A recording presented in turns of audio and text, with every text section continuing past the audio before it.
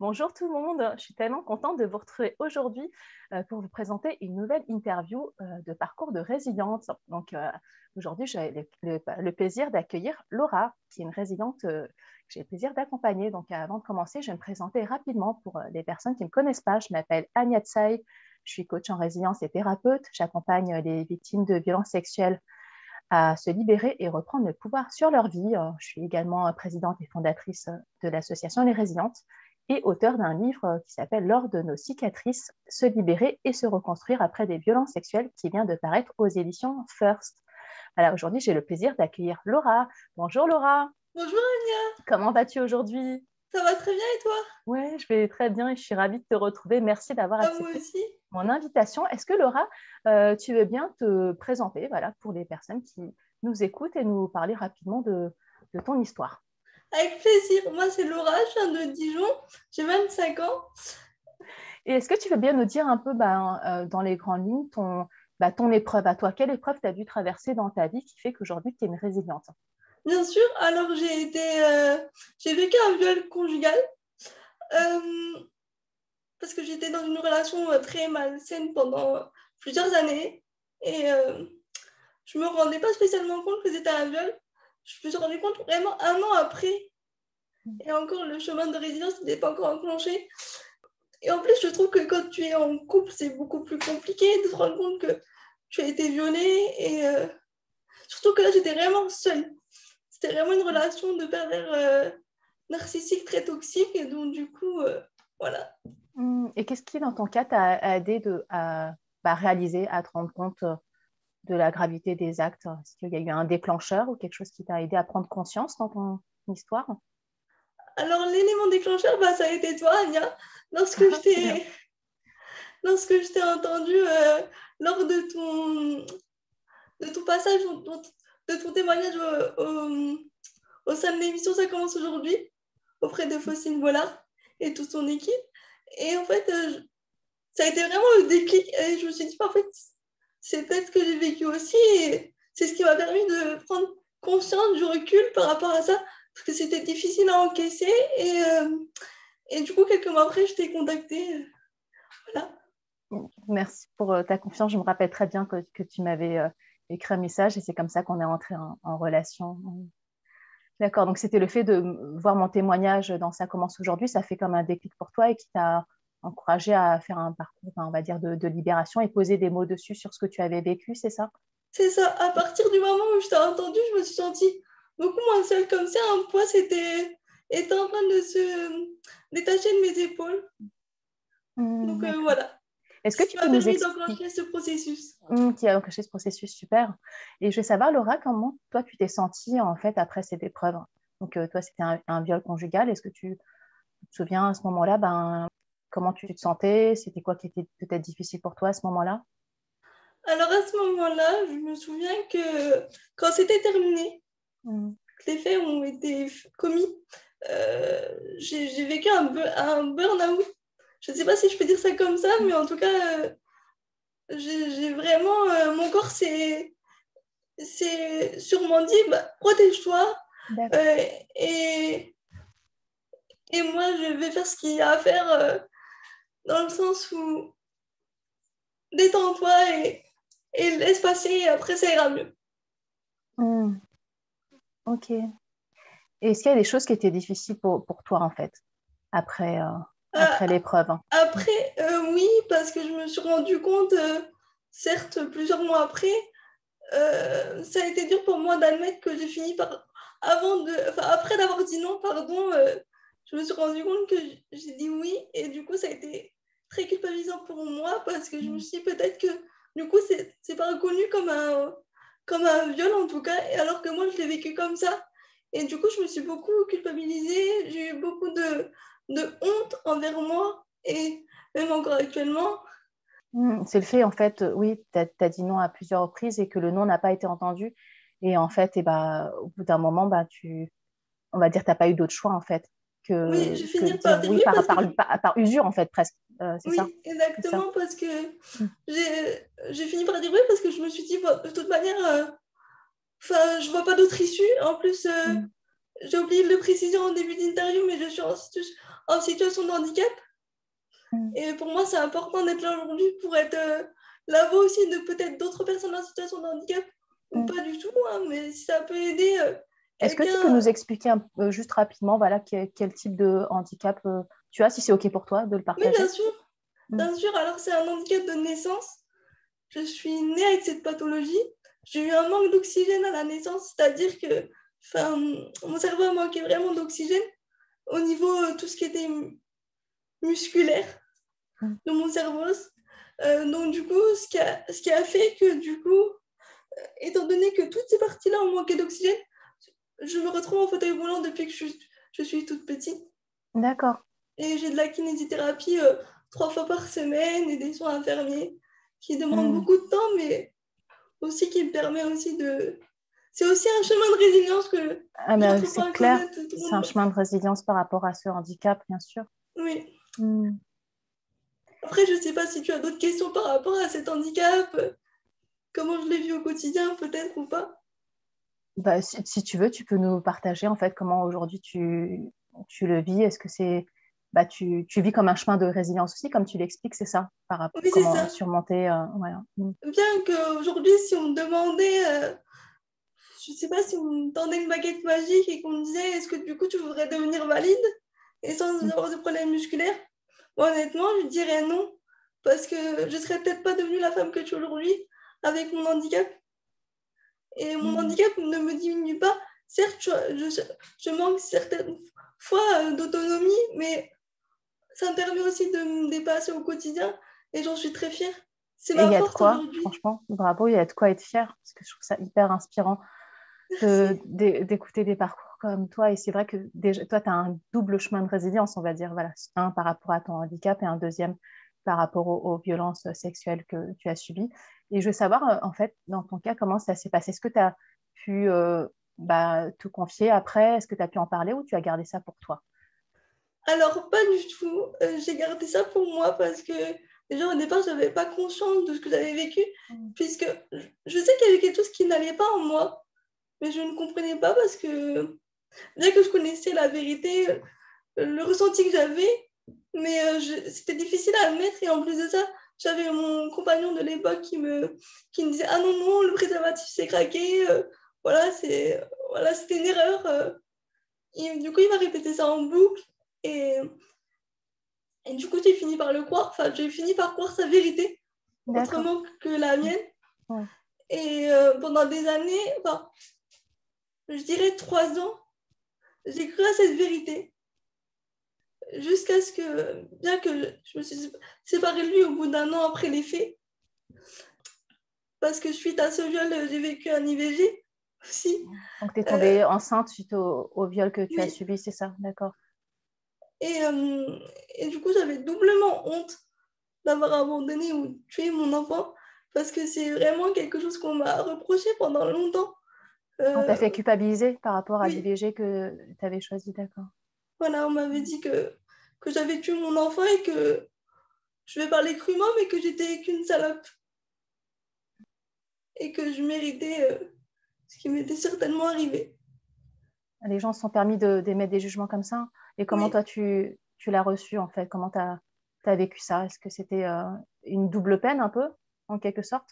j'ai l'impression que j'ai été vraiment condamnée, que j'étais Mm. en prison avec moi-même. Mon Mm. propre corps est devenu une prison en fait. D'accord. Et j'ai essayé de me reconstruire comme ça. Alors au départ, j'ai essayé de garder le sourire comme j'essaie de Mm. toujours le garder. Et puis je fais comme si de rien n'était. Puis un jour, euh, il y a peut-être quelques mois de ça, pas plus d'1 an, ou peut-être 1 an et demi. J'ai pas les dates exactes, mais du coup, mon corps a commencé à me parler. J'ai fait pendant 6 mois consécutifs des mycoses vaginales. D'accord. Et Il a beaucoup là, somatisé, en fait, ton corps. Il avait plein de mots divers et il te parlait de cette façon-là. D'accord. c'est ça. Et là, je me suis dit, ben, il y a quelque chose qui ne va pas. Et j'ai été voir mon médecin. Elle s'est dit peut-être que c'est normal au vu des médicaments que je prends. Enfin, elle ne Mm. s'est pas plus posé que de questions. Et moi non plus. Et au final, ça s'est transformé, enfin, ou pas d'ailleurs, je ne sais pas, mais en vaginisme. D'accord. Et, et là, j'ai vraiment commencé à prendre conscience après avoir entendu que oui, c'était vraiment un viol et que mon corps essayait de me parler. Oui, parce que j'ai fait une vidéo sur ce sujet-là. Je mettrai en lien pour les personnes qui veulent regarder. J'ai fait une vidéo sur la mémoire du corps, comment le corps s'exprime en fait, comment le corps somatise quand la parole n'est pas libérée et que très souvent, quand on a vécu des violences sexuelles, et ben, le corps peut parler par l'endroit même où on a souffert, donc notamment des troubles gynécologiques, etc. Donc, si vous êtes intéressé, je vous mettrai la petite vidéo. Je vais savoir en Et, fait, Laura. excuse-moi, j'ai juste pas répondu à ta question. Je me Ah rends oui, compte pardon, que dis-moi. du coup, je me suis confiée 2 ans après à mes sœurs, donc ma petite sœur et ma sœur jumelle. Ça a été, je pense, très dur à entendre pour elles. Elles ont été là. En fait, elles m'ont pas donné de jugement. Elles m'ont juste pris dans leurs bras. C'est tout. D'accord. Ça t'a aidé, non? Oui, Qu'elles te prennent dans tes bras, enfin, oui, peut-être oui, d'avoir une forme de soutien, c'est ça? Et que leur oui, présence, leur soutien. Donc, c'était les premières personnes à qui tu t'es confiée. oui. Et c'était très long, je me rends compte, 2 ans, sans Hmm. rien dire à personne. Ouais. Bah, bravo déjà, parce que comme depuis 2 ans, bah, c'est long et court en même temps. Et comment tu t'es sentie après ça, après avoir libéré ta parole? Et je me suis sentie mieux.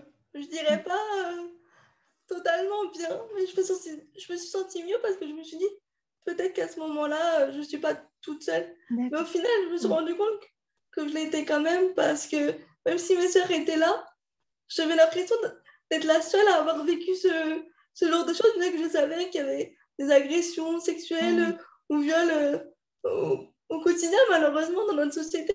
Mais j'avais vraiment besoin, peut-être que quelqu'un d'extérieur m'écoute. Et j'étais Hmm. pas prête à ça. Bien que lorsque j'ai fait mon IVG, on m'a demandé est-ce que je voulais avoir un suivi psychologique. Mais je me sentais forte de pouvoir surmonter ça toute seule. Et au final, je me suis rendu compte qu'avec le temps, j'en avais besoin. Et est-ce que dans ton cas, après, tu as eu un accompagnement thérapeutique ou pas? Alors, Hmm. pour mon IVG, pas encore. Je suis en train de le mettre en place avec D'accord. l'association Agapa. J'ai Ok. rencontré une bénévole. Après, je ne sais pas encore si je vais continuer avec cette association ou pas. Hmm. Je prends le temps de réfléchir. Et par rapport Euh, à l'épreuve, hein, par rapport aux violences sexuelles, est-ce que tu as eu un accompagnement thérapeutique ou tu as cheminé seule? alors, justement, je n'avais pas d'accompagnement thérapeutique à proprement parler, mais au fur et à mesure des groupes de parole, justement, je me suis dit que ça pourrait être intéressant de travailler avec une Hmm. thérapeute en question D'accord. qui, qui serait OK pour accueillir ma parole et qui serait quand même malgré tout professionnelle et qui sait de quoi elle parle, comment elle pourrait accueillir ma parole, comment elle pourrait travailler avec moi main dans la Hmm. main. Et ensuite, elle m'a dit que le MDR, ça pourrait être très bien dans mon cas pour d'autres aussi situations de stress post-traumatique. Et ce, ce, ce, ce stress post-traumatique-là, mais du coup, là, ça fait à peu près 6 mois que je suis en, en, En thérapie, c'est en ça? thérapie. Hmm. Merci. Qu'est-ce que ça t'apporte, voilà, bon, tu as 6 mois de recul, est-ce que tu peux nous partager ce que ça t'apporte, cet accompagnement thérapeutique? Alors franchement, c'est un endroit où je me sens hyper bien. Hmm. Alors qu'au départ, j'étais vraiment stressée, hein. Je ne vous cache pas que ouais, c'est difficile de faire ce premier pas. Mais après, étant donné que j'ai fait connaissance un petit peu avec la thérapeute sur le travail qu'elle pouvait m'apporter, bah, elle m'a mis tout de suite mis dans une atmosphère assez doux et bienveillant. Et du Hmm. coup, c'est ce qui m'a aidé. C'est ce qui m'a D'ac- aidé et c'est ce qui m'a donné envie de continuer avec elle. D'accord, super. Et aujourd'hui, je dirais que franchement, je suis pas encore là où je voudrais y être aujourd'hui parce que parfois avec moi-même, je suis pas Mais tu es assez en chemin, tu es en cours, hein, voilà, c'est en en cours, couple. en cours, voilà. Hmm. Mais même si parfois ça peut être dur au départ, ou même si par moments ça peut être dur, hein, je vais pas vous dire que c'est simple tous les jours, bien au contraire, mais il faut pas lâcher. Parce que Hmm. moi je sais que le MDR ou ma thérapeute est une thérapeute hors norme, pour moi elle est exceptionnelle. Puis vraiment elle est sans jugement, puis je me sens vraiment bien. Oui, il y a un climat de confiance qui s'instaure, enfin, ce qu'on appelle l'alliance thérapeutique. Je voulais savoir, Laura, comment tu es arrivée dans mes cercles de parole, mes groupes de parole, parce qu'en fait, tu es participante voilà, à mes cercles de parole que j'anime en visio, comme toi, tu n'es pas sur Paris. Est-ce que tu peux nous en dire un peu plus? Voilà, comment tu es arrivée au cercle de parole et qu'est-ce que ça t'apporte aussi dans ton parcours? Alors oui, du coup, je crois, depuis février au sein des groupes de Ouais, parole. depuis le début de l'année, ouais, donc ça fait bien 6 mois, voilà, on va dire, Oui, enfin, le temps c'était passe vite. euh, oui, ça Et passe pour autant, tellement j'ai vite. l'impression que ça fait 10 ans qu'on se connaît tous à peu près. Oui, parce que tu as raison, c'est comme je disais dans une autre interview avec un autre parcours voilà, de résilient, mais comme une grande famille en fait, c'est une communauté qui fait on est comme une grande famille et c'est vrai qu'il y a des liens qui se créent, tout à C'est fait. ça, et des liens authentiques. J'ai Mm. l'impression que c'est des liens qui vont durer dans le temps et Mm. que c'est pas que des liens éphémères. Mm. Donc ça t'apporte en fait le fait de pouvoir partager avec d'autres personnes, te sentir peut-être moins C'est seul, ça. c'est ça? Mm. Parce Créer que des du coup, liens. j'ai connu les groupes de parole du coup via ton émission que tu as témoigné au sein de ta Ça commence commission. aujourd'hui, voilà, c'est ça. Et j'ai Mm. l'habitude de regarder l'émission, donc pour moi c'était évident de regarder ce thème-là, parce que déjà il me parlait, même si j'étais loin de me douter que ça allait parler de viol, parce que mutuellement j'étais en train de m'éloigner de toute agression physique ou viol en général. Parce que je ne sais pas pourquoi, ça me provoquait quelque chose. Et jusqu'à ce que je t'écoute, en fait, j'ai fait un arrêt sur image et je me suis dit, écoute, parce que mon instinct me disait, parce que moi je fonctionne beaucoup avec mon instinct et je ne crois pas au hasard, je crois au destin. Et là, mon instinct me disait, écoute. Mm. Et du coup, après, je me suis pris une grosse claque. Et je me suis dit, ça Mm. c'est intéressant. Elle a un site internet à propre à elle, elle a un blog, tu devrais aller voir. Et puis, je crois qu'elle discute, que tu parlais aussi un petit peu des groupes de parole que tu faisais, mais je crois pas, je sais plus. Je J'avoue que. Je crois que c'est possible rapidement à la fin, oui. Et c'est vrai, c'est une émission qui n'était pas sur le thème des violences sexuelles quand j'ai témoigné. C'était une émission sur comment surmonter la haine, en fait. Et on parlait de chemin vers le pardon. Donc, en fait, c'était le thème de l'émission. Et moi, je suis allée témoigner sur ce thème-là, comment surmonter la colère, la haine, le désir de vengeance. Donc, C'est ça, c'est et vrai que ça, tu as raison, ça ne parlait pas de violence sexuelle à la base, mais je parlais de mon parcours de résilience. Ouais, bien sûr. c'est ça, parce que ça parlait beaucoup, ce thème-là, parce que sans rentrer dans les détails, j'ai vécu des violences Mm. physiques dans mon cercle familial. Et du coup, je me suis demandé comment on pouvait surmonter la haine envers une Mm. personne en D'accord. particulier. Et du coup, je me suis dit, écoute et ouvre ton esprit, on verra bien ce que ça peut t'apporter. Et au final, ça m'a beaucoup plus apporté que ce que je m'attendais. Mais sache que je suis ravie de t'avoir dans mes cercles depuis voilà, un peu plus de 6 mois et c'est vraiment un plaisir. Parce que comme tu dis, ben, il y a des liens qui se créent, puis c'est des échanges dans une grande communauté, une famille. Et Oui, on donne, on reçoit, on donne et je trouve ça beau. Je vais te demander. exactement. Puis mine de rien, c'est grâce à ces cercles que je me suis sentie moins seule.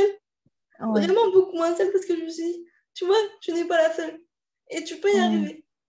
Et au final, c'est grâce à ce cercle-là de parole, depuis le mois de février, que j'ai entamé cette démarche de porter plainte, ce Ah, cheminement. d'accord, et c'est grâce à ça aussi, tu as dit que tu as commencé une thérapie, non? Tu as dit C'est cette prise ça, de conscience que tu as eue grâce au cercle de parole, ta thérapie et après de faire valoir tes droits en c'est ça. portant plainte. D'accord, donc il y a eu des grosses prises de conscience, on va dire, Oui, peut-être via ce cercle de parole. Merci, hein, ça me touche d'entendre ça. Hmm. merci à toi. En fait, c'est une grande richesse. Et chaque C'est personne, grâce à toi qui enrichit le groupe aussi. Chaque personne enrichit le groupe, oui. je ne me rends pas compte, mais merci beaucoup.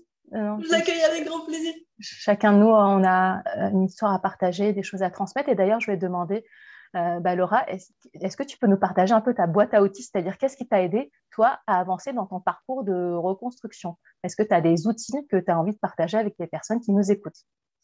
Alors, des outils, euh, je dirais qu'en réalité, j'ai l'écriture. L'écriture. Parce que justement, j'ai pas encore réussi à écrire sur mes sentiments, sur ce que je ressentais, etc. Mais là, j'ai j'ai commencé à écrire mon nouveau roman. Ça faisait longtemps que je travaillais sur les sujets et tout. Puis au final, ça ne me plaisait pas du tout.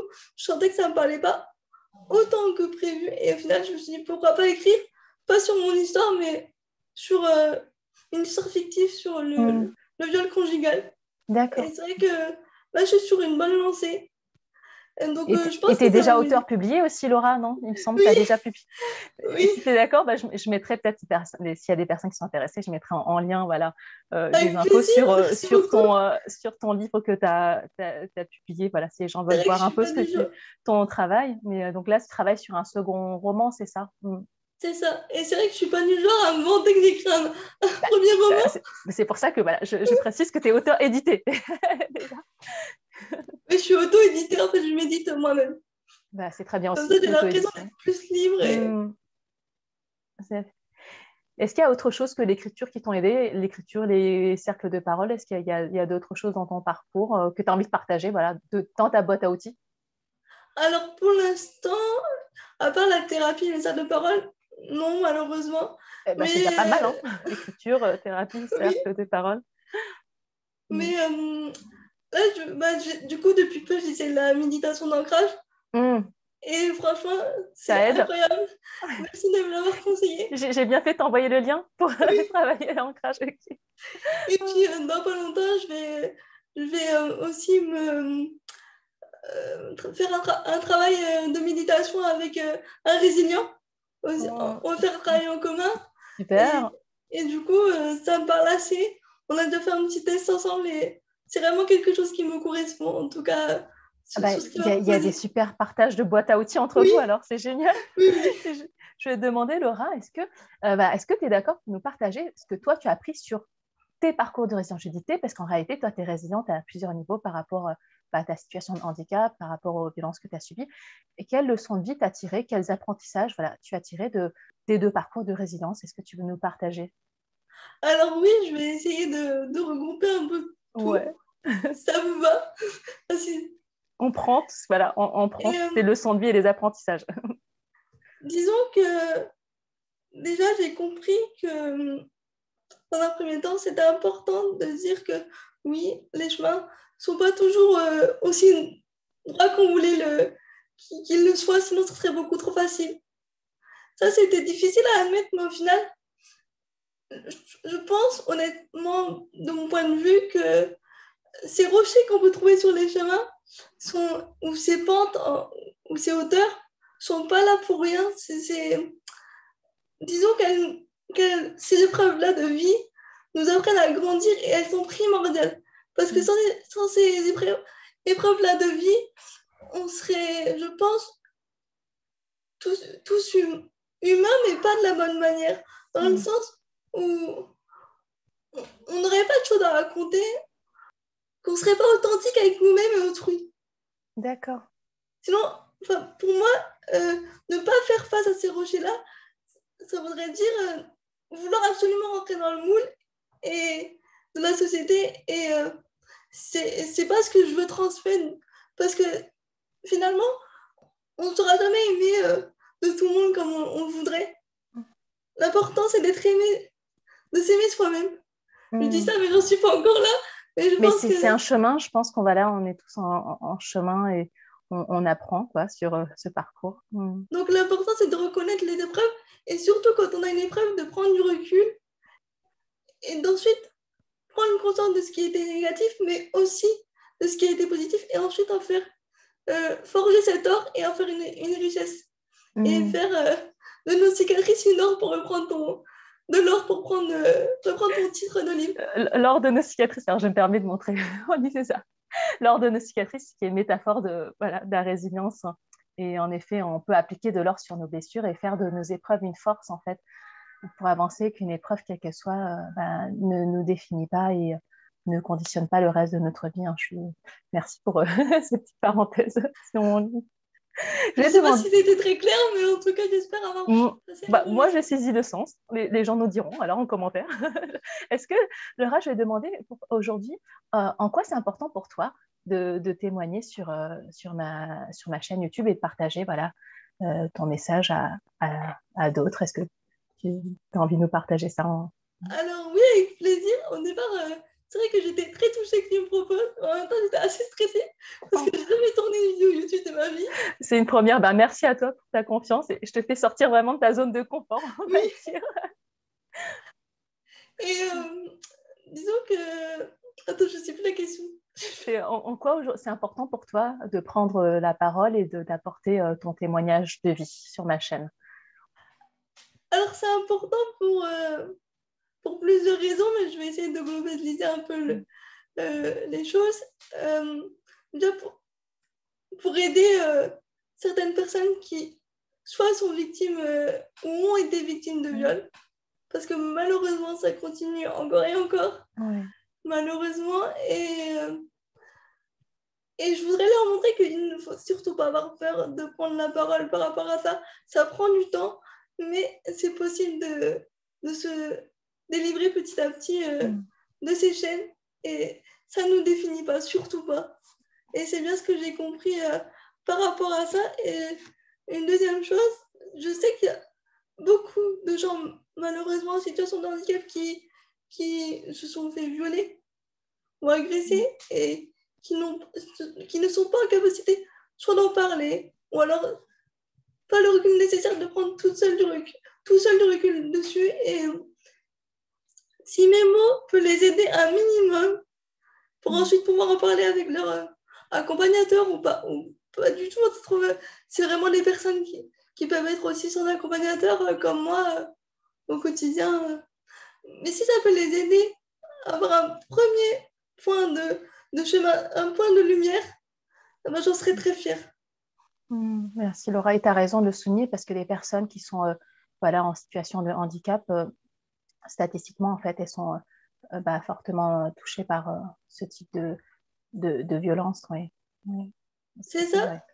parce que, en fin de compte, moi, quand j'ai vécu ces faits-là, à ce moment-là, j'ai essayé de repousser cet homme-là et au final, je ne suis pas arrivée et, parce que j'étais en situation de handicap. Je pense que même si j'aurais été pas en situation de handicap, je n'y serais pas arrivée. Mais je pense que mon handicap n'a pas non plus aidé parce que cette personne-là avait l'habitude de me rabaisser par rapport à cette situation. En fait, mon corps n'a pas du tout réagi à ce moment-là parce que je pense qu'il essayait de me protéger. Et c'est pas parce que votre corps ne répond pas à ce que vous souhaitez que justement c'est fini et c'est normal. Pas du tout. C'est le phénomène de sidération que tu expliques et qui est très, très fréquent en fait quand on a subi notamment des violences sexuelles. Hein. De ne pas pouvoir réagir, de rester figé, voilà, de ne plus être là, quoi, en fait, on va dire. C'est ça, parce que j'étais vraiment éteinte. À partir du moment où j'ai dit oui et je me suis dit ça va passer, ça va prendre quelques temps, et ben je me suis complètement éteinte. Et là, j'ai eu ce burn-out. Je vais te demander, Laura, est-ce que tu veux bien nous partager tes rêves et tes projets? Alors oui, alors c'est tout à fait banal, mais pour autant, je rêve depuis que toujours. Je rêverais d'avoir une grande maison quelque part, peut-être en face d'un lac, en pleine nature, peut-être des enfants, si j'arrive à faire le deuil de celui-ci et à avancer, mais et avec un chien et un éventuel mari ou quelqu'un en tout cas qui me respecte, avec qui je puisse communiquer, etc. Mais et en même temps avoir mon petit moment à moi, peut-être à continuer à écrire des romans et peut-être aussi me pencher un petit peu plus sur la question d'accompagnement, que ce soit par rapport aux victimes de viol ou alors plus précisément être dans une association pour accompagner les gens qui ont vécu un IVG ou un deuil parental. Ça me parle aussi beaucoup. Donc j'ai plein de projets comme ça qui gèrent vraiment dans mon esprit. Donc on verra où la vie me mène. En tout cas, j'ai confiance. Plein de beaux projets, en tout cas. Je te souhaite tout le succès dans ces projets. Merci beaucoup. Et tu me diras quand voilà, le prochain roman sera prêt. Bien sûr. Je vais te demander... Là, j'en suis qu'au début. Tu en as déjà publié un, alors il n'y a pas de raison pour le deuxième. Il faut que je fasse confiance. Voilà, une question va se faire confiance. Et peut-être que souvent, c'est ça, après une épreuve, il y a ce chemin-là aussi, se refaire confiance. Pour finir, Laura, je vais te demander, est-ce que tu as un message à transmettre aux personnes qui nous regardent, aux hommes et aux femmes qui nous regardent et qui passent aussi par ce type d'épreuves, hein, ou des épreuves de vie, hein, peut-être, voilà. Ça peut être des violences sexuelles, mais peut-être aussi une maladie, un handicap, des choses comme ça, on va dire, où il y a un parcours de résilience. Est-ce que tu as un message à transmettre? Parce que je pense que voilà, ton double parcours de résilience peut inspirer d'autres personnes. Alors, ce que je pourrais dire dans un premier temps, c'est de ne pas avoir honte de ce que la vie nous donne quand on vient au monde. Petit à petit, on est guidé par nos parents ou peut-être pas, mais on est guidé par quelqu'un et par ses idées. Mais au fur et à mesure qu'on grandit, on peut trouver nos idées. Et si on se sent bien avec ces idées-là, nos convictions, eh ben, il faut les suivre. Et ça nous permettra de plus nous épanouir et nous découvrir et peut-être plus nous faire confiance par la suite. S'il y a des victimes de viol qui nous écoutent, que ce soit homme ou femme, prenez le temps qu'il faut pour prendre du recul par rapport à ce que vous avez vécu. Mais sachez surtout que vous n'êtes pas seul et que votre voix compte, chaque voix compte et faites-la entendre dès que vous le souhaitez. On sera là pour vous écouter. Merci Laura pour ce beau Merci message. à toi. Merci pour ta confiance et nous avoir partagé ton parcours de vie, ton parcours de résilience. Merci Et, beaucoup à toi. Si vous avez apprécié la vidéo, je vous remercie de la partager autour de vous. Je pense que ça pourra aider des personnes qui passent par là et pour leur dire qu'elles ne sont pas seules, qu'il est possible d'avancer malgré l'épreuve. N'hésitez pas à relayer ce message. Vous pouvez vous abonner aussi à ma chaîne en cliquant sur la petite cloche pour recevoir toutes les notifications quand je poste une vidéo et je posterai d'autres parcours inspirants pour vous aider et vous accompagner dans votre parcours. Je te remercie mille fois Laura pour ta confiance qui me touche et qui m'honore. Et Merci puis, à toi aussi. Merci voilà, ma chère Aya. et puis au plaisir de te retrouver prochainement. Voilà. Et à tous ceux qui nous écoutent, merci de nous avoir suivis. Je vous retrouve très bientôt en vidéo. Et puis d'ici là, prenez bien soin de vous. Je vous souhaite le meilleur et à très vite.